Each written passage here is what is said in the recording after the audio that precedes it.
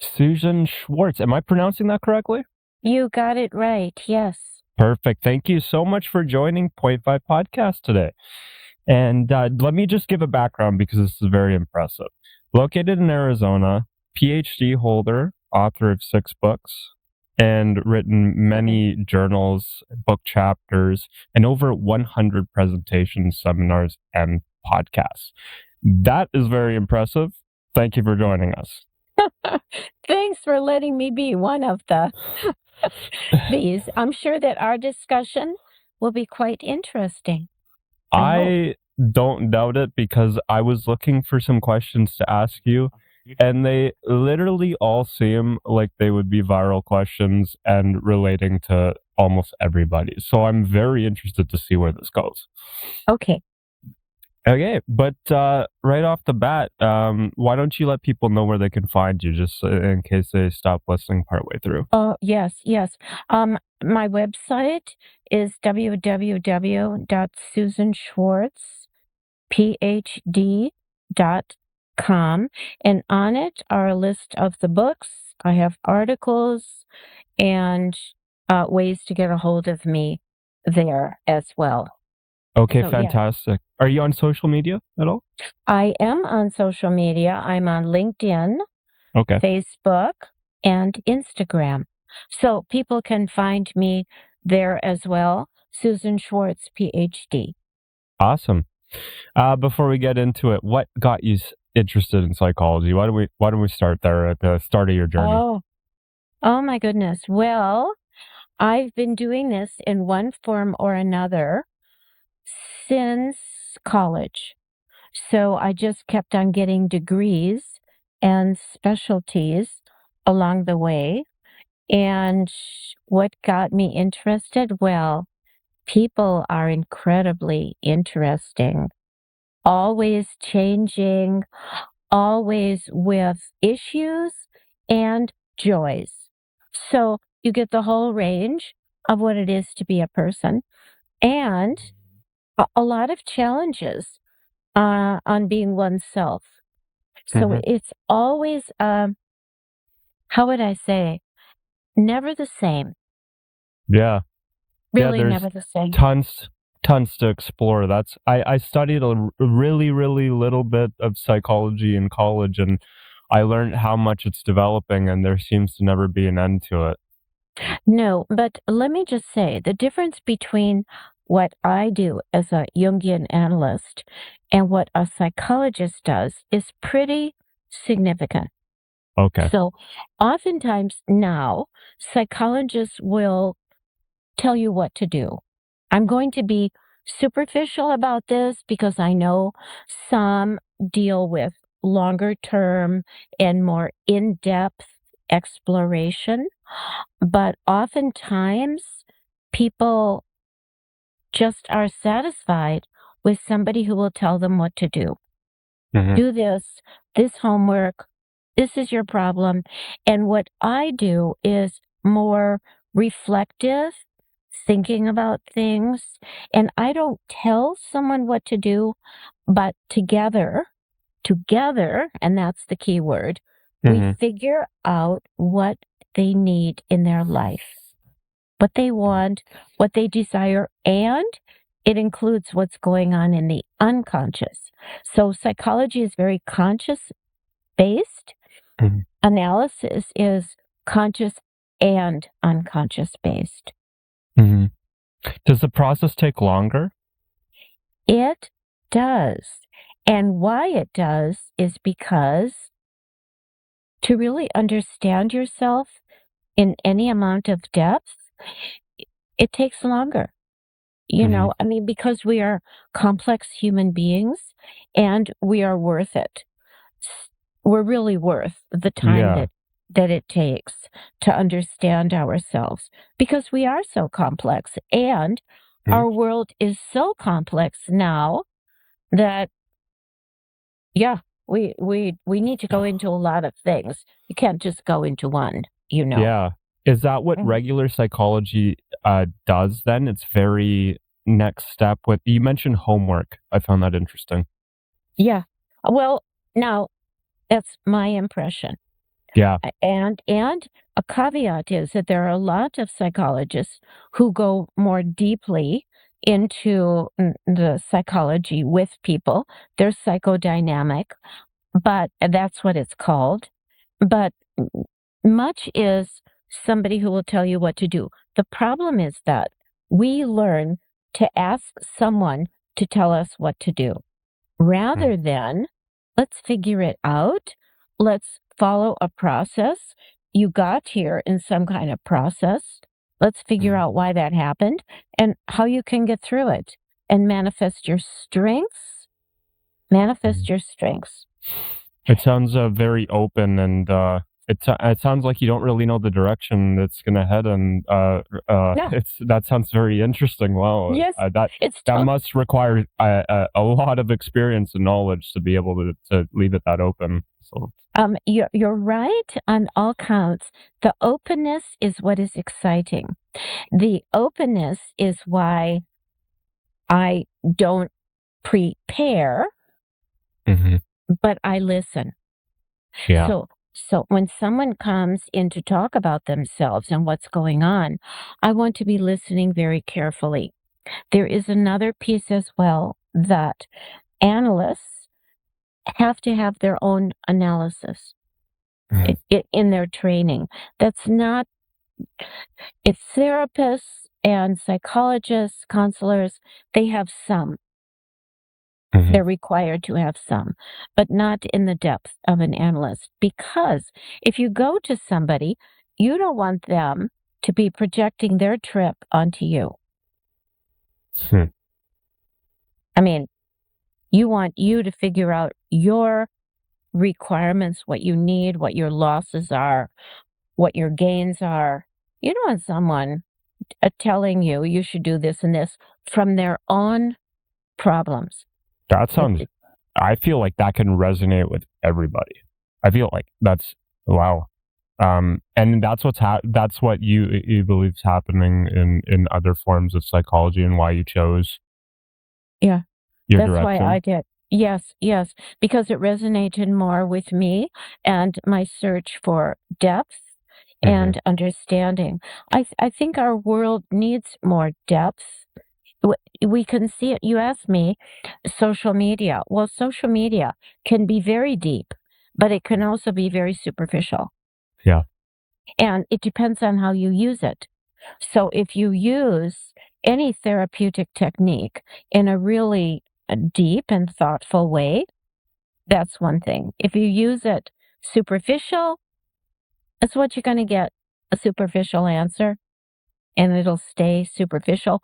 The problem, I think, is that problems reoccur throughout our lives.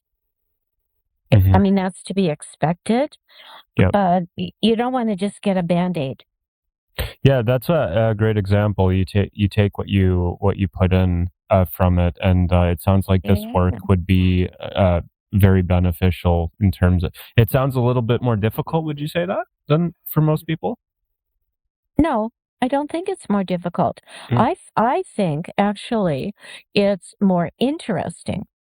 I think it's more interesting. That's a better perspective. Well, yeah. I mean, it should be interesting and not just looked at as difficult.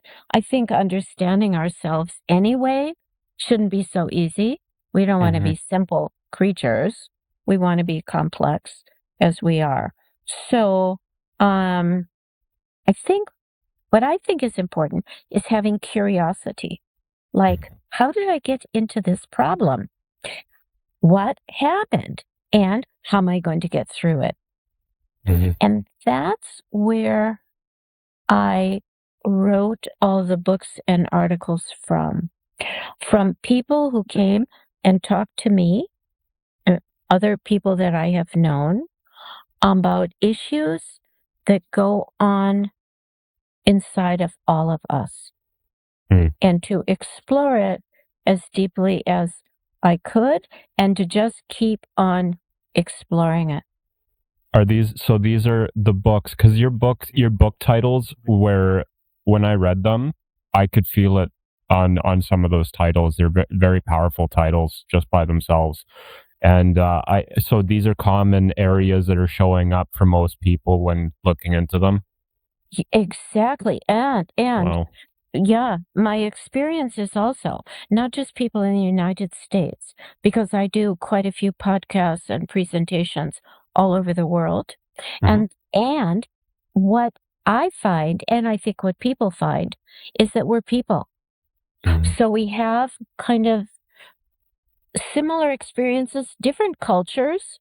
So there's nuances on different cultures, but to be taken into account, different political systems to be Mhm. taken into account, Yep. but people understand all of them, no matter where they live, Yeah. because yeah, because we're all kind of the same in some ways. Yeah, that makes total sense. There's a very simple subject called like social media marketing, and one of the big things is when you're targeting a global audience, you're talking about things that are less culturally specific. And there's actually a lot of areas that we all share. Like we all know what a pet is, we all know what a dog, a cat is, Yeah, things like that. I'm obviously giving such a simple example that just perfect. shows that I know absolutely nothing, but No, that's exactly what this podcast is for us small folk to try to understand a complex subject and get interested here. So no. that that Let makes me say, sense. yeah, let me just say that it's not being small. It's not a small person. It's Yeah. actually when you said pet. So this is very much in Jungian psychology and also in any analytical work. What do the symbols mean? So you say a dog, a cat, a house. What do they mean? So what do they mean to this person in this culture? What do they mean to that person? But we all know about houses, cats, and dogs, but we're going to have different associations. I was just And gonna say I learned about associations in the introduction class to psychology, I think, and I always found that interesting how everybody can see something completely different. yeah, so and similar. So similar and different. Yeah. Jung called it the collective unconscious. So what he said was that the basis of us, we all Mhm. understand because we're human beings. Yeah. Mhm. And yet each one has a different association. Someone might have an association of a house with their tent at the refugee camp. That's a great example. And Mhm. somebody might even see their house as something they could never get rid of, and somebody might just see it as an asset. There's Ex- completely different spectrums to that. Except, and that's why people are always interesting. And that's what I meant about curiosity. So if someone dreams about a house, I will always say, because dream work is a huge part of where And we're the, gonna get into that later too, because yeah, it seems very interesting. I was writing it and got a little clever. I'm like, let's let you stay up at night and talk about dreams last, because I know everybody's gonna be thinking about it after. But anyways, you were talking about dream work and how people think about a house. Sorry to cut yes. you off.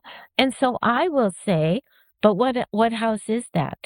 So you dream about a house. What house is that? Is that your childhood house? Is it the house you're in now? Is it a house you wish for? Is it a futuristic house?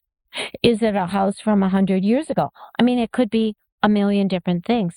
There's where we are so interesting, and we need our personal association to any dream symbols. You need a personal association to it. There's something else that you said about sitting up at night and Yeah. writing. Okay, so Jung calls this an active imagination. So you kind of just write. Where does it come from? You talk. It's like talking to yourself. Where You're does like, it come from? yeah, you're Literally. writing. You're writing you, and it's a wonderful way to get in touch with, as Jung says, your active imagination, your Mhm. imaginative self. It's like releasing energy. That's why it Mhm. feels so good to kind of, write and draw, paint, whatever. You go, now I see what I'm talking about. so many professionals talk about this process. Joe Rogan talks about his writing process, where he sits and has a computer just alone with himself, and he feels like the writing is handed down, I believe he described. And I was just so interested with how somebody can define that process. Where does the idea come from? Well, Jung would say, and so this is conceptually what I'm talking about. He would Yeah. say where that comes from, it comes inside. It doesn't come like this. It comes more from the inside out, and it's connected to the truth of who we are deeply. So that's another aspect of Jungian psychology. It's quite, you could say, spiritual, not religious, spiritual. So it's like, what is the spirit that moves one? I give an example. There must have been a spirit in you that moved you to have a podcast. It's a creative spirit. It is a life-giving spirit. It's a spirit that wants to keep going. Do you see what I mean by spirit? And what is it connected to? You, your background, spirit in the world, our time, what our time is. A lot of podcasts, and these are ways that people learn about life as well. Yeah, so, definitely. But it gets moved by a spirit inside of each of us. Interesting. Yeah. Oh, wow. I knew right away this is going to be the podcast that sends me thinking for several hours at least. And definitely going to be the one that I think back on for trying to understand psychology. Part of me just finds it so difficult to understand like how my own mind works. And sometimes I get totally scared to investigate that. Like, seems a little scary sometimes. So let me just say, what I would say, so this is what I would say, is that explore the scariness. Because what you're going to find along the path is you're going to find you. So are there frightening things inside of ourselves? Yeah, but we want to be able to understand that we can deal with them. So, it's like a fairy tale. So this is another piece of Jungian psychology. Fairy tales show us, movies do the same, videos, etc. They tell a story about who we are.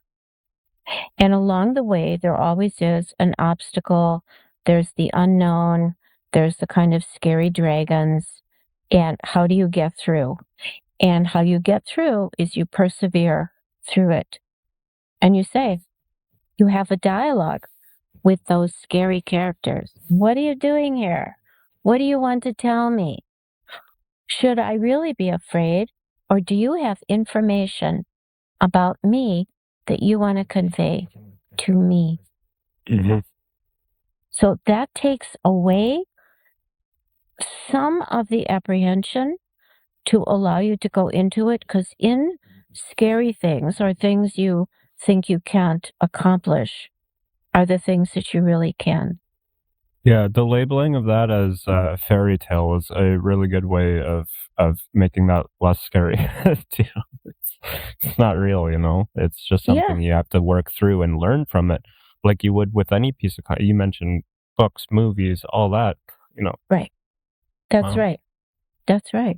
And the more that you go into your own scary places, it's not that they go away, but you can deal with it. It gets stronger.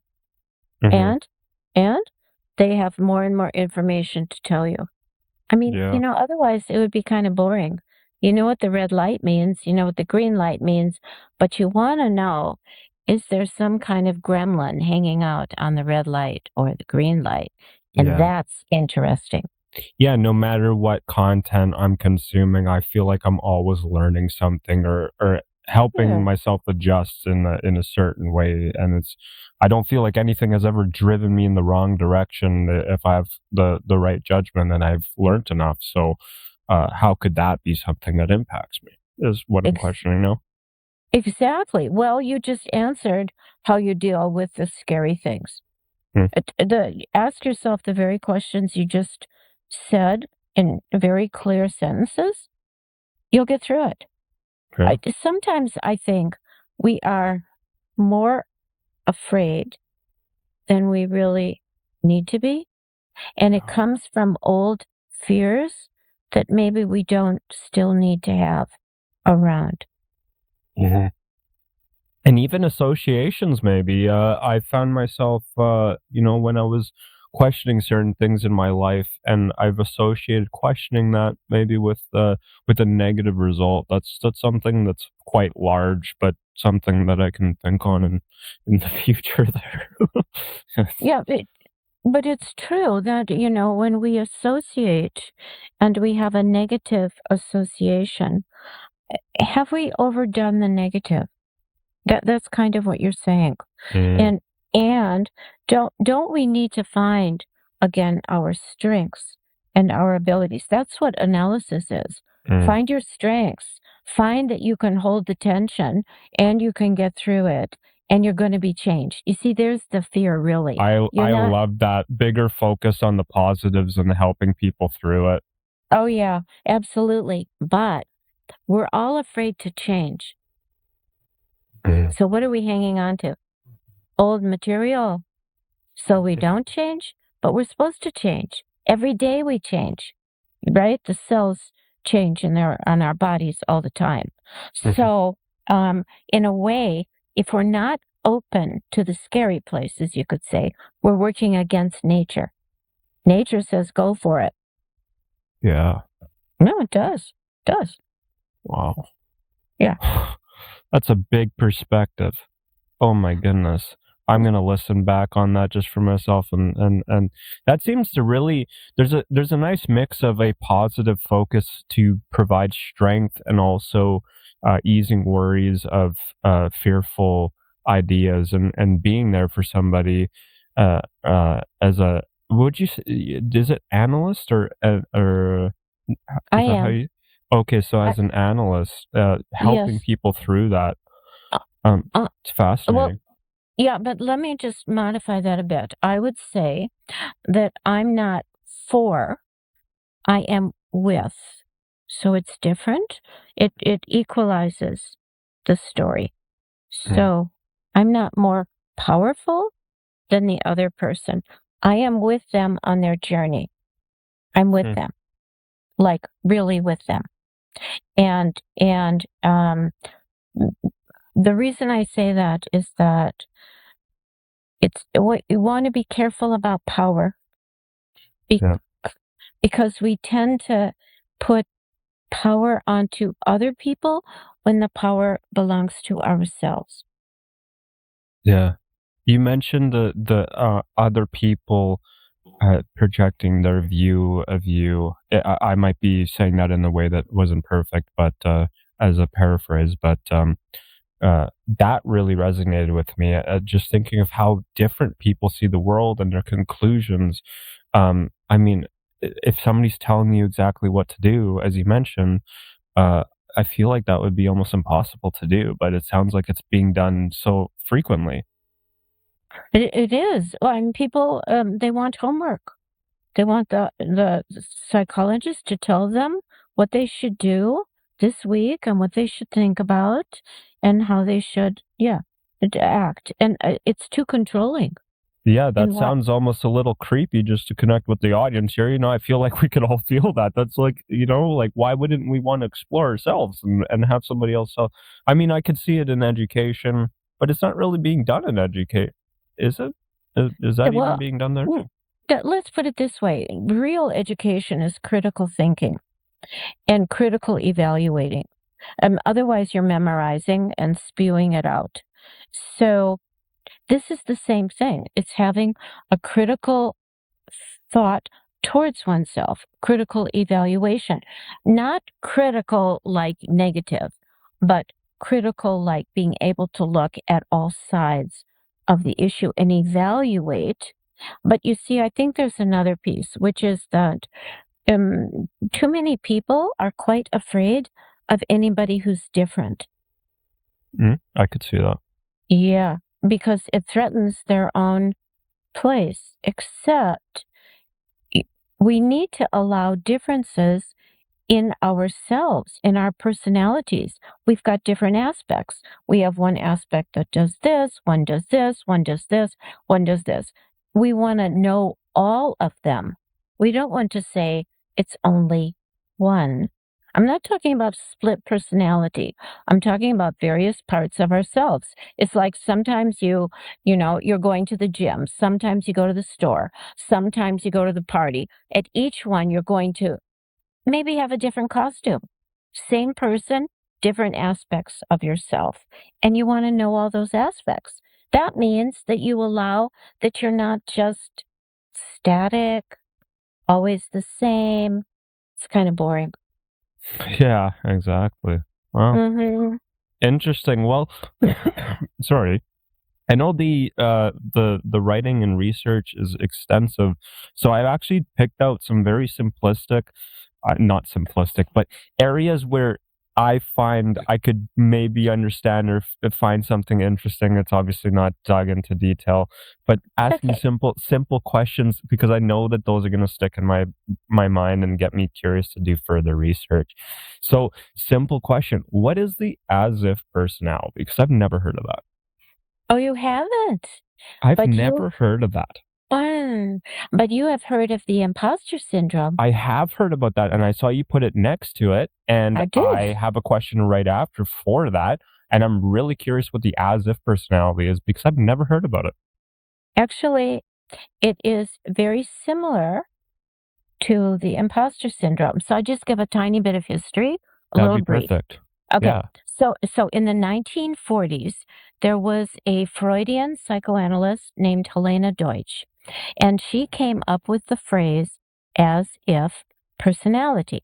She was analyzing, now this is quite stereotyped, but it was the 40s, 1940s, many years ago, and she described women, not men, women, even though it applies to men, as superficial, not able to go in depth, unable to really reflect. So kind of like a femme fatale, I'm going to look as if I am okay. I will not reveal my inside self. Everything will look good. How that then, several other psychoanalysts also picked up the term. Another Jungian analyst picked up the term, and I read that person's work. Her name was Hester Solomon, and she talked about the as if personality. And I read it and thought, oh my goodness, I see so many people like this. They come in and they say, I know I'm a fraud. I'm not real. Nobody knows who I really am. That's as if. So I'm functioning. That makes a well. whole lot more sense now. Yeah. You see how I they're- wasn't making the deeper connection by why they would say, okay, wow. And the reason they say that is that they have spent much of their lives pretending, pleasing parents, pleasing teachers, to please friends, to be okay, and underneath feeling cracked and flawed. So that's why they look so put together as if they are real. But when someone comes in and says, I am a fraud, what they are also saying is, I don't feel real. I don't know how to be real. I don't know how to really relax. And the inside never got completely well connected for a variety of reasons, early childhood, all kinds of stuff like that. And through the analytic process, they learn to become real. Because I read that, I was like, what does that mean? I'm like, how do you become real? And I could see like people. So is that specific to as if different from imposter syndrome? Then is that the external does not feel internal and congruent there? Yes, they're quite similar. The inner and the outer they're not congruent. Okay. So the imposter syndrome, so we see that all the time. You could say easily see it on social media. Someone has their face or their selves photoshopped. Uh-huh. Huh? So who's the real one? Or Oh, great example. I did not think of that. Yeah, well, it's what happens all the time, right? Who's real? Wow. Even so here we have even more. Everyone uses AI now. So who is real? Which is AI? I mean, you can use AI beautifully. You can gather facts. It can be very helpful. It's like a research tool. Yeah. But you can also use it to cover over as if I'm smart. I really don't think I am. I depend on that tool as well. I don't know about the Photoshop. I'm not the pretty type to use that one. But the AI in some areas, I depend on it, and I try to read through it. But there's some areas where if I was to get a huge award for something, I would definitely be up against that, wondering, was that me? Because there it is. Was that me? Yeah. But again, I think if you use it well, attribute this fact to AI. I got this from it. This is me. Yeah. It's like you become real as you claim yourself, essentially, equally as you're seen. So the imposter syndrome and the as if personality, they don't know how to be seen. I mean, really seen to the core of being seen. And that's the analytic process. That's a part of it. Any kind of therapy should really do it, but realize that you're seen for who you are. So if someone comes in, they say, I'm a fraud. I take them at their word. What's fraudulent? And are you a fraud now and here? And how are we going to know who's the real you? It's the same thing. Yes. It's a very constructive way to deal with that. Is it a common way, like if 500 people came in at different times and said the AI situation, would it be common to help people with that issue, or is it vastly different? I think that AI has become a means for people to get through and not really integrate or learn. So again, it can be used very well, but it can also be used, I'm going to copy it. Yeah. I'm not real, as if I'll just copy, put it in, copy, paste, nobody will know. Well, we've got to be able to know, because otherwise we're going to all be robots. So that's what will happen. So you could say the as if personality is a little bit like a robot. They do what's expected. So I'm expected to be this. I'll do that. I find it interesting. It sounds like you're not saying this is how you deal with it, but actually how you work into being somebody who feels more genuine. That's what I take.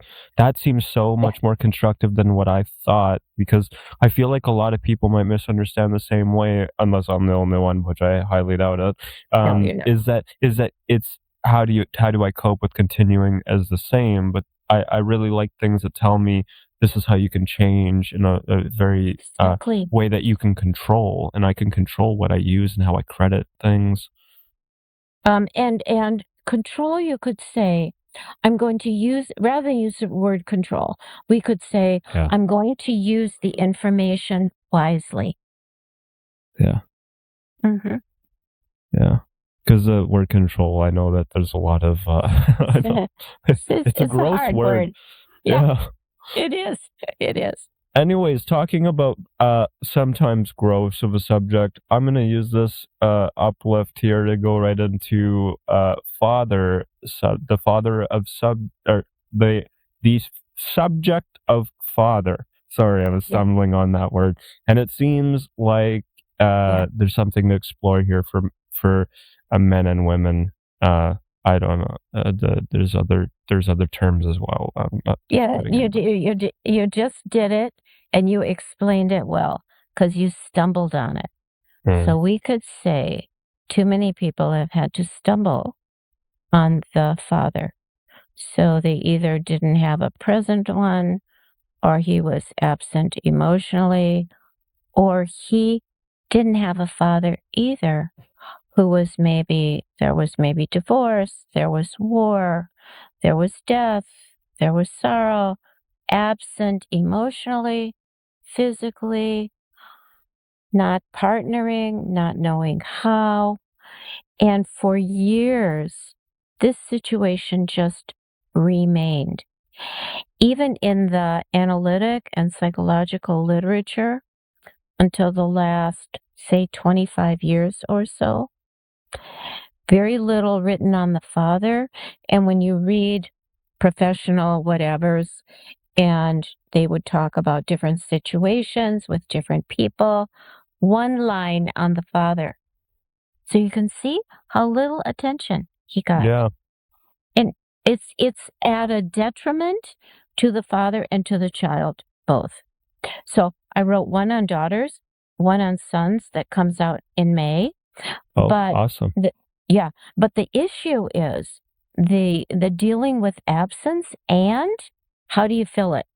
Once again, here's the absence. How would you fill it with the presence that you need from also inside yourself? Mm-hmm. The issue of fathers, again, if you look at it, it's so unexplored in many ways that it's like a question. How come nobody was looking at this enough? Why was nobody talking about it? So this is what happened when I talk to people. I say, what about family, father, mother, etc. The father was pretty often, I can't say always, pretty often, not very present. Or if he was, he's behind his computer. He is an introvert. Nothing wrong with introverts, but he doesn't attend any of the soccer games. He doesn't go to the plays. He doesn't really participate. He's kind of this silent one on the side. And the other piece of that as well is, what about people who never had a father? So what do they have? A hole in their psyches? No. They have the opportunity to fill it in some kind of way. There might have been somebody down the street, maybe a teacher, grandparents, who knows? But you need a balance somewhere. Yeah. So the single parents are okay. That I'm not saying that they're not, and they don't raise bad kids. But you need some balance somewhere, different influences. And the father has been too stuck in a role of being excused. He never had to do anything. Didn't have to talk to his kids about sex, about love, about emotion, giving feedback. I mean, come on. Yeah, I mean, we all know that mothers are there for us for those reasons in large part. But you know what? I think what I'm saying is, so what about the fathers being there for those reasons? What about expecting fathers to be there for those reasons? Just what you said. We all know it's been on the mom. Okay, let's bring the dads in and let them also influence our lives in good ways. Wow. So what are some of the ways that a missing father affects a son then? Well, so I'm just this is not really what I do, but statistically, the son tends to not do as good in school. He doesn't feel very good about himself. He doesn't know really how to do relationships, although, he doesn't know, because he's not talked to emotionally. He's not, honored in who he is. He statistically doesn't do as well as those who had fathers. Might get too lost in drugs, too lost from their body, too much into, even an extension, too much into sports as a way of not being emotional. And I think people suffer, emotionally and psychologically. Their own development gets sacrificed. Because you mentioned not being talked to, are there core themes that run in there, like isolation or things like that are experienced when a father is absent? Very much. Isolation, a tendency to withdraw, feel that you're not important, not recognize your own worth as a person, and maybe even what you mentioned a bit ago of a fear of finding out about who they are. Because they're not getting the recognition from the father. Some people, some guys also, some sons, cut on themselves. They damage themselves. Wow. Alcoholic, way alcoholic, way drugs. Yes, very severe. Also, Wow. Also, do people get sick? It's a question. Do we get sick if we don't? I'm not just going to put this on fathers, but on the topic of fathers. Yeah. If you don't have that interaction in a real close, healthy way, how do you learn how to take care of your own body? How do you feel good about it? How do you feel? Too many people walk around in shame about their bodies. Wow. And I would never think to think about the question of the father there, and that could also be why it's not written so much. I mean, I honestly don't think I've ever thought of that before I read that on your profile, and I was like, whoa, this is interesting. Let me start asking about this. Is there something that's very different when you look at daughters versus sons for fathers? Yeah, I have wondered the exact same thing. I don't find that much difference. I find it in the similar areas of body, drugs, feeling good about yourself, self-worth, self-care, partnership. Pretty similar. Of course, they're going to have a different manifestation because culturally, still, I think females get raised in a different way than males do and different than trans. So there's all this difference, but there's a lot of similarities because all of them have to cope with the basic of loss and absence. And we need them. If you think about it, chemically, we're made up of, sperm and egg. So that's in our cells. This sounds like it touches directly on Jungian analysis, however, the point of being the same. What was the term for that again? Sorry? Term for what? About being the same. There was a collective, it was something. The collective unconscious. Yes, there we go. Exactly. The collective unconscious seems to tie in there. Yeah, it does. The collective unconscious is why we need some kind of father figure. Again, I don't want to be too binary about the whole thing. Yeah. But a figure of somebody, not an authoritarian, not a disciplinarian, a person who will treat us as a person. Too often, it has not been there. It's changing. Not enough, though. Not enough, I don't think. And so that's part of why I wrote the books. And and the amount of people who identify all over the world is amazing, as well as, I just give one example, and I think it says quite a bit. So someone I spoke to who was from China Yeah. said in a very low voice, we don't talk about fathers. Culturally, now this is probably somewhat of a stereotype, so I want to be clear about that, but we don't talk about the fathers. The father is not ever challenged. The father is never gone against. It's way in the old Chinese cultural system. I'm not saying it's not in the West, but it seemed stronger in the culture. And yet, that person was saying, wow, I need to say something, even though it's really hard for me to say because it's almost like forbidden. Yeah.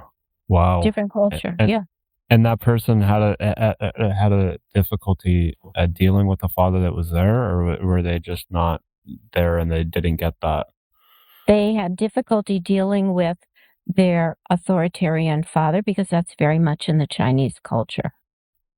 So, and they didn't want to do that, but they also couldn't really rebel either. Do you see, people get caught. And when you're caught, there's where you're going to get free as well. Because you have to. Because it feels too uncomfortable. It feels too uncomfortable. And I think if the fathers paid attention and got more involved in the family, everybody would be much happier. Yeah. Well, because you're speaking about the father as more of a role, and so that, as you mentioned several times, which is really really nice to fathers, considering that I'm sure that many of them have not been present. But having a role more than the father, just the role that supports that does it have to be the father, or can it be anybody who's? It can be anyone in that role. It can be another woman. It can be a different man. It can be any combination at all. Okay. Can be there. Absolutely. I think, again, I'm just going to go back to what's the difference between daughters and sons. This is what I've found. Statistically, I don't know that it's true or not, but more men report being beaten by their fathers than women. I'm not saying fathers don't beat their daughters, but it seems more of the sons get beaten. Yeah, if I was to look at a lens culturally there, it would seem, I mean, this is terrible to say, but a little bit more acceptable if it was to the son than the daughter. I feel like that would be headline news if you did that to the daughter. So that would, that's probably a very bad example, but yeah. It's a good one. It should be headline news to any child. Yeah, that's what I was because it's abusive. It's abusive. Yeah. But that probably is also what happened to the father. So you can see transgenerationally how we inherit the way we behave towards ourselves and others. And so the more it's talked about, the more people gain awareness. And that's the point of bringing things out. Yeah, maybe I should touch on that. I what I mean is maybe the political reaction from it. I think that it would be just as many legal consequences, but in the political sphere, I'm sure that would float around a lot more if that was to happen there. So I was just using that as a point of support in the absence of statistics. So yeah, no, I think you're right. Yeah. Great. So let's talk about another thing that stood out is narcissism, love, and relationships. Yeah, exactly. That sounds heavy. Well, the thing about narcissism, and this is the emphasis that I made on it, which was not as pathological. I'm not talking about people who are way on the extreme of narcissism, because they're hard to deal with for sure. But people who have narcissistic tendencies, and we live in a narcissistic nation. So we can't really get away from it. Yeah. And that's not the point. The point is that narcissists usually are quite vulnerable, quite fragile inside, quite don't really love themselves, even though they put out, I'm marvelous, they have a lot of talent, they tend to gain a lot of attention. And if that is used in a healthy way, it's fine. What I wrote the book about was how the narcissist is understood, not excused, but understood, and deal with the isolation of the narcissist. If you ever read the story by Ovid, Wow. which is such a cool story on Narcissus, in it, he doesn't talk to anybody. He says to everyone, get away. I'm not going to look at you. I'm not going to talk to you. And don't you dare come close to me. So internally, this is what's going on in the narcissist. I have to be alone. In the myth, and this is what's interesting as well, Narcissus looks in this pond. People say, oh, they're in love with themselves. In the myth, Narcissus does not know he is looking at himself. So he doesn't even recognize himself in his own mirror. So narcissists see themselves, but not see themselves. They're not really full of it. They're not all impossible. They are isolated inside. They don't know how to come out behind the wall. They are scared. And with some understanding, not just giving in, but understanding, they can learn to relate better. It's the relationship that they're scared of because they're afraid to be seen. Mm-hmm. And you mentioned tendencies. This is the right direction to go. Because I'm not a professional to say that, but you can really understand certain topics when they sound like they make sense. And so the way some people talk about narcissists, it seems quite destructive. And you mentioned tendencies. I believe almost anybody could. When you hear narcissist, I always go on the defensive, and I'm like, I've got some areas, at least once in my life, where that's happened, and the constructive way is what you were explaining right there. It's brilliant. And what research did you say was citing that, or what writing was saying that? To understand. The original story was written by a Greek poet named Ovid, 30 BC. So look how old. Yeah, narcissism has been around. And I think what I'm saying is, was that analyzed later on? Is that how that was used, or was narcissism directly referenced in there? Narcissus is directly referenced. Really? And that word has been around that long? Yep. Oh, Narcissus. Yeah, he's a character, and the other character, well, there are a couple of other ones, but the other one that's interesting is named Echo, and she goes after him. She wants him. She's in love with him. Please pay attention. And Narcissus, because he can't manage relationship, says, in effect, forget it. No, no, no. And what happens to her is that her body goes away. She becomes only a voice, echo. What happens to him is he falls into the pond and dies. So the story is one, you don't want to just stay in the role of Narcissus or Echo. You want to see how you can come from these and change and grow. Yeah. Wow, I didn't know there was I didn't know about that. I've never heard about that. Yeah. After hearing narcissist so many times in the news, that's a very simple for people to search. 30 BC, was it? Is that the timeline? 30 BC. Ovid. Exactly. Ovid. Yeah. But the other thing is that Echo is usually not ever talked about symbolically. Is it because we negate the feminine in all of us? We can ask these questions. Is it that we follow this isolationism of Narcissus? Because Echo reaches out. And she also is under a curse. It's a whole marvelous unbelievable story as well. Yeah. But that's why I'm excited about it, because it's a story and you can really read it and get so much more out of it than you could even a research paper on it. I mean, that's so exciting to present to people. I did not know about that. You didn't. I'm glad you know it now, because the other piece of it is that narcissists are not just isolated. They want to relate. They desire to relate. They just don't know how. They didn't learn it. Sometimes people say, oh, this child is the most special on earth. Wonderful, wonderful. And they might become too narcissistic and perform for their parents.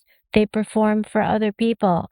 They get credit for being marvelous, but they don't get credit for relating. And that's what they're lacking.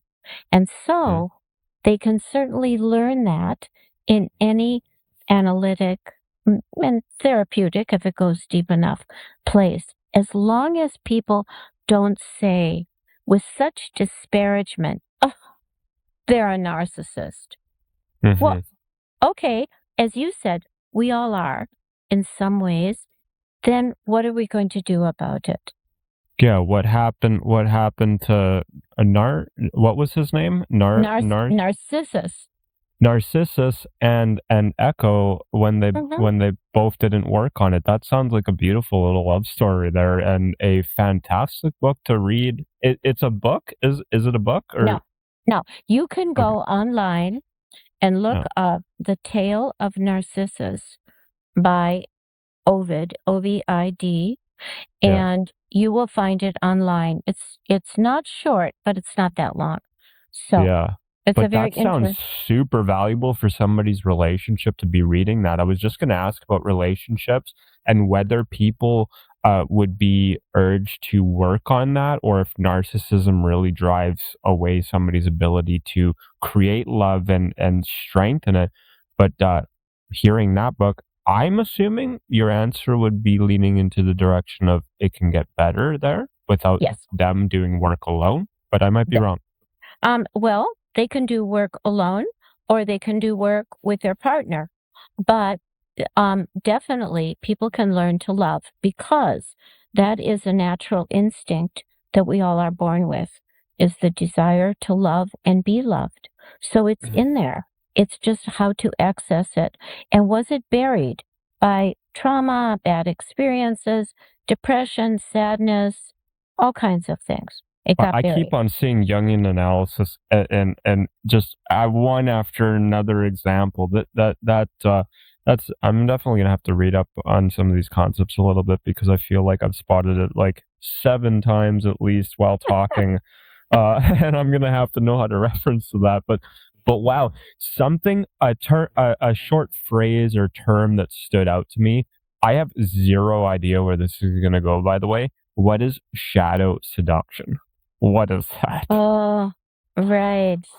Okay, that's the one I'm currently writing on. That will come out next year. Okay. It's a very good question. The shadow in Jungian psychology represents the potential and the problems, the things we don't see.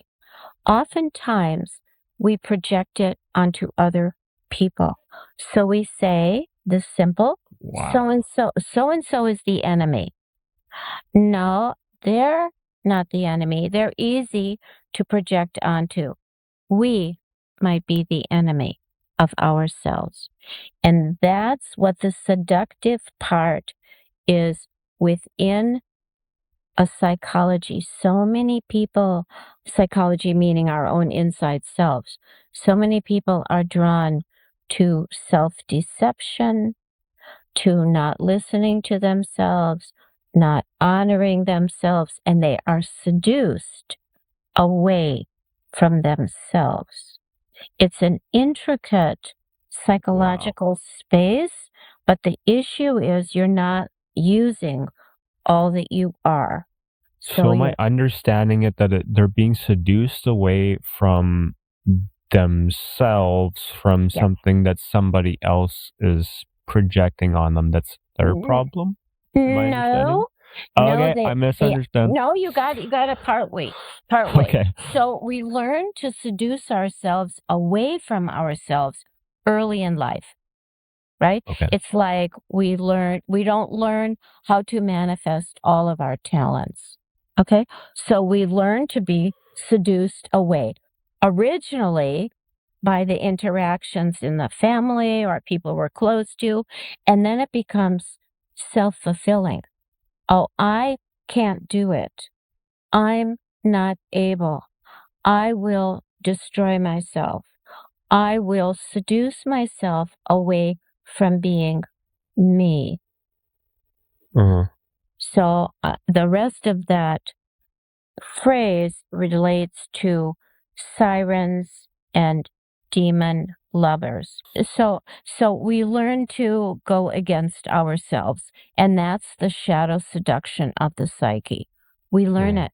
We learn it in school. We learn it in our culture. And a little bit, I'm going to make this alignment. It's like believing fake news. Okay? Believing fake news. But do we know what is fake and what is true? And sometimes we grow up and we don't really realize the messages that we give ourselves are bad messages. And that's the shadow seduction. Equally, we don't learn to listen to our potential, and then we don't get to manifest it. Wow, that sounds like a huge subject, and I'm sure others understand that much better right off the bat than me. It takes a little bit of understanding of different vocabulary. Yeah, I find that when I don't understand certain words really well, that that I can't really grasp onto the concept that quick. It's true. I know that right when I get off the podcast, I'm going to search it, and then it's going to make complete sense. I'm going to be like, oh, if only I knew that word's definition perfectly. But that shows an interesting way to frame a word and something that I definitely have not heard about. So I'm excited to hear more about that. And why don't we talk about dreams quickly? Because I know that this is a huge subject that I've heard about. I haven't heard about it recently, and I'd be interested to see how a Jungian analyst looks at dreams and how important that role of dreams plays. Well, we spoke about the unconscious. So every night we kind of go unconscious into sleep and dreams. And actually, it's healthy to dream. The people that don't dream, they don't get into a deep enough sleep. It's not so healthy. Oh, really? Yeah, they've made studies of people. You have to go into alpha waves or alpha level, and those people that can't, they don't do well. They get sick. It's all kinds of things. Yes. Wow. So you really need your dream world, and the way you can remember dreams is you tell yourself, "I want to remember my dreams." It's very simple. I'm open. I want to remember. I can do it. Whatever happens, and you write them down, talk them into your phone, something, so you keep them, and then you look at them and you go, what are my reactions to this dream? Why did I have the dream? It's not random, has tons of information about you that you don't know, and dreams are like a mirror.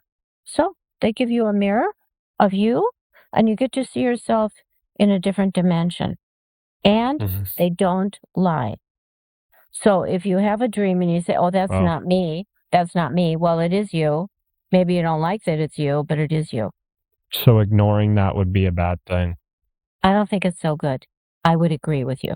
Yes. So, and they're very... Sorry, I was asking that as a question. I obviously have zero experience, but that's what I was taking from that. That's very interesting. Two things you say back to back that actually I thought would be the opposite. Maybe that people who dream very vividly, that wouldn't be such a great thing, maybe. It's good. And yeah, and then the second part, it's very, very, very interesting that so are dreams a large part of Jungian analysis? Well, they're a part of it. They're a part, like whatever one is dealing with in one's life. They certainly help. They give information that we really need, actually. So yes, they're a part of it. Like the active imagination is a part. Like anything, any of the information that people bring into the analytic work is a part of the work. Everything Yeah. is. Everything So is. would you take more into consideration when somebody's saying they're experiencing dreams that are really bothering them or making them question, or is it something that you would kind of dig into if they didn't mention it? I oftentimes ask, do you have any dreams? And people can or cannot. So, dreams can come in many different ways. Mm-hmm. People might have experiences and they say, oh, this was like a dream. So it was, but Yeah. it's very interesting to key into this part of life. Look at how many hours we spend sleeping. You might as well use it. Yeah. Actually, Yeah. whoa, that's a really interesting way of looking at that, how I can get some Mhm. value out of my sleep time. Yes. It's oh Yes. wow. It Wow, wow. helps. My brain is processing for me when I'm asleep, it sounds like it. It's what it does. So it wants you Wow. to be aware of that it's processing. Yes. Wow. I need a Jungian analyst to take a look at that so I can unlock those 8 hours of thinking time. That's Yeah. actually an interesting. I wonder how many people do that, and I'm sure that. You'd be amazed. There are a lot of people, and they've been keeping journals since they were little of their Wow. dreams. Yes, I'm serious. Wow, and that paid off Mhm. huge, probably. You did. They've got, reams of journals and they have themes. Each person has got a different theme, changes throughout life. Some don't change. Some people have repetitive dreams for years. Dreams are Yeah. amazing. And if they do have them for years, the dream is saying, you didn't get it. I'm going to repeat it. So the dreams are very helpful. You didn't get Yeah. this topic. I'm going to repeat it for you. Go for it. Wow, I didn't think of people who track that. That's almost like an asset by itself. If somebody came and spoke to you with that, I feel like they would just get so much insight. Like, oh my goodness, wow, I didn't. That's definitely a perspective. I'm gonna look that up and see what people have Okay. learned. Okay. But anyways, Susan Schwartz, thank you so much for joining us today. I learned so much about this. I did not know anything about Jungian analysis, and I feel very much more understanding of it. I'm going to have to listen to this, search up vocabulary. But the story that you mentioned in 30 BC, I think, was something for me personally that just that was just Stuck there. amazing. Yeah, Yeah. it's just something that I'm going to reference. I know for the rest of my life and definitely read. So thank you very much for mentioning that to the audience. And one more time, why don't you let people know where they can find you and the things that you're working on? Because you mentioned that you're working on a new project. Yes, yes. My webpage is www.susanschwartzphd.com. I'm on LinkedIn, Instagram, Facebook. And I wanted to say one more thing, which is you said that you are going to look up the story by Ovid and Yep. it resonates for you. So obviously, so this is another Jungian principle, synchronicity, which is things that come together that we don't plan, but they're meaningful. So you didn't know about Narcissus. I knew the myth. You were wonderful to have me on your podcast. Wow. Many, many reasons why synchronicity, it was meaningful to you and also meaningful to me. So thank you very much. Wow, what a compliment. That is the best compliment to the end of the podcast so far. And thank you so much. Well, have a wonderful rest of the day. I can see why you're on all those social media platforms with this analysis, and I'm sure you're very busy with that. So have a fantastic rest of the day. Thanks for talking to the audience today. And you too. Thank you.